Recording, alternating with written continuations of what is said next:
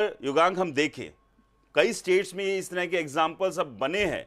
आप यूपी की बात कर लीजिए, आप बिहार की बात कर लीजिए, हाल ही में चुनाव हुए हैं। और भी कई ऐसे राज्य हैं जहां पर पॉलिटिकल पार्टीज ने बीजेपी को हराने के लिए एक गठबंधन बनाया। लोकसभा के अभी के नतीजे अगर हम छोड़ दें, क्योंकि उसमें और भी कई फैक्टर्स थे, गठबंधन बनाया, लेकिन उसके बावजूद बीजेपी को नहीं हरा पाए। मुझे लगता है कि अब तमाम जो विपक्षी दल है, उनको अगर बीजेपी को हराना होगा तो उन्हें भी बीजेपी जितनी ही मेहनत करनी पड़ेगी, ग्राउंड पर उतरना पड़ेगा, अपने कार्यकर्ताओं को मोटिवेट करना होगा, भरोसा दिलाना और जीतना पड़ेगा, तभी जो है वो जीत सकती है।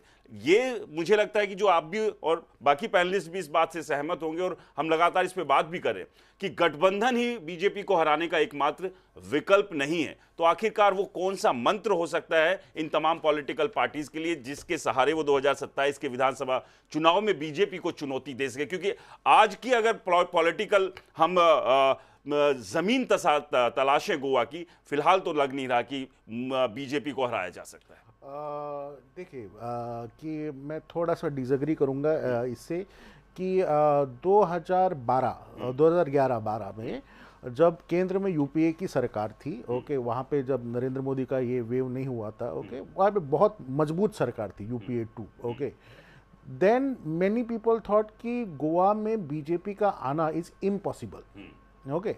And that time what Manohar Parrikar did, which is a necessity, अगर कोई बीजेपी को हराना चाहता है तो मनोहर पर्रिकर बिकेम अ फेल्क्रम, कि आज जो नेता आप देख रहे हैं, specially when you talk about this mission Salcete, Catholic leadership आप देख रहे हैं, माइकल लोबो, नीलेश काब्राल, इन लोगों को मनोहर पर्रिकर ने भिन्न भिन्न माध्यम से, जो संघर्षों का माध्यम था, उसके माध्यम से एक मंच पे बिठाया कि he became a face of opposition.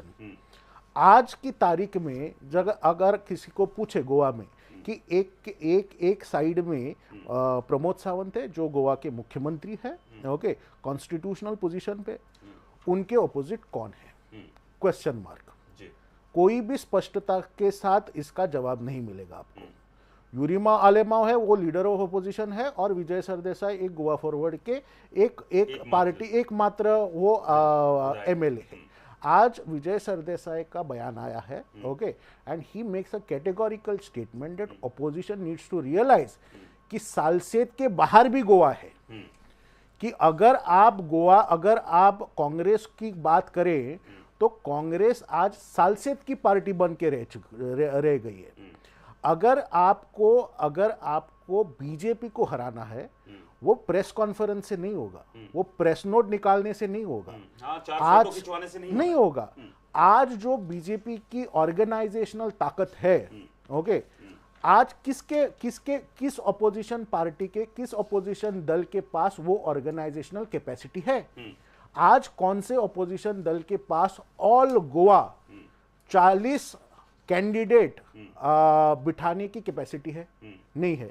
आप ऑर्गेनाइजेशन पे स्ट्रांग नहीं हो, आप मुद्दों पे, अगर ऑपोजिशन है ना, opposition like for example many said that performance of the 7 opposition MLAs during the assembly is okay, is good, okay, because they eyeballs है, वो वहां पे टिक जाते हैं। लेकिन असेंबली के बाहर भी ऑपोजिशन होना चाहिए। There is no spirit of a street fighting. आज आरजीपी की बात क्यों हो रही है कि आरजीपी के अलावा कौन सी ऐसी पार्टी है जो हमें स्ट्रीट पे दिखाई पड़ती है, रास्तों पे विरोध करती हुई दिखाई पड़ती है? कोई नहीं दिखाई पड़ती। And point is BJP has 33 MLAs with their alliance partners, but still they can't find a land for an IIT in Goa। कि आपकी पार्टी इतनी मजबूत है, आपका सरकार इतना मजबूत है, लेकिन आपका विरोध भी हो रहा है। लेकिन जो विरोध हो रहा है वो कोई भी ऑपोजिशन पार्टी कैपिटलाइज नहीं कर रही है। सो एक फ्लक्स है, एक वैक्यूम है गोवा में कि, and this is how the RGP came into picture. What is this RGP? RGP just filled in the vacuum of the opposition party. and that is the point, is that when you want to do an alliance, कि आपका common minimum programme क्या है, आपके issues क्या है। अगर when you talk about this person of Goan origin, अगर alliance की बात आए तो हर पार्टी को अपनी भूमिका रखनी पड़ेगी कि पर्सन ऑफ गोवन ओरिजिन पे आप कहां खड़े हैं, ओके, आपका डेफिनेशन क्या है, ओके। सो वैसे ही आज जो गोवा में मुद्दा हो रहा है कि why there is a noise, कि गोवा के लोगों में एक भयंकर रिजेंटमेंट है कि जो लॉबीज है वो हमारे जमीन पे कब्जा करने का उनका this is the question of resources. क्योंकि गोवा की आज जो परिस्थिति है, ना यहाँ पे कोई इंडस्ट्री बढ़ रही है, ना कोई इन्वेस्टमेंट आ रहे हैं, और गोवा का जो रियल एस्टेट है वो ही एक रिसोर्स होके रह गया है, जिसपे टूरिज्म चलता है, जिसमें फिशरीज चलता है।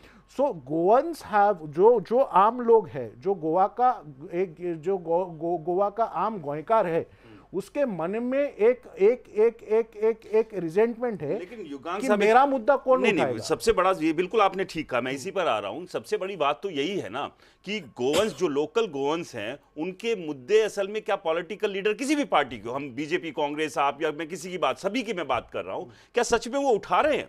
क्योंकि सिर्फ वो जो आपने भी कहा, प्रेस कॉन्फ्रेंस कर देना, 4 फोटो खिंचवा कर ये कह देना, हा हुल्ला मचा देना, देखिए हम तो आपके मुद्दे उठा रहे हैं। क्योंकि अगर बाहर से आकर, बाहर का आदमी यहां पर अगर जमीन ले रहा है, छीन नहीं रहा है, यानी कि दे भी तो कोई ना कोई यहीं रहे, तो जो लोकल लोग हैं उनके मुद्दे पे इंटरेस्ट ही नहीं है यहाँ के पॉलिटिशियंस का।